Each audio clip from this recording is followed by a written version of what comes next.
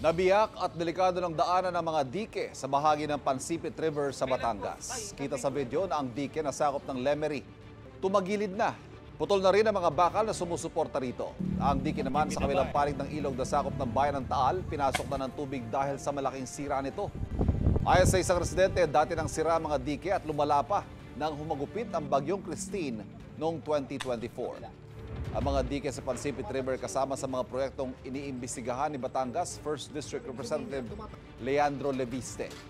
Batay sa sinabi kay Leviste ng District Engineer na si Abelardo Calalo, dinaya umano ang proseso ng bidding sa mga proyekto.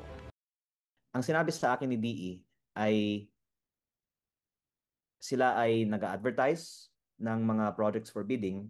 May mga contractors na bumibili ng mga documents, nag-uusap-usap daw sila para yung isa na na-identify ay manalo. Ang sabi sa akin ni DE ay yung pumipili ng winning bidders sa DPWH project sa 1st District ng Batangas ay yung pinalitan kong congressman.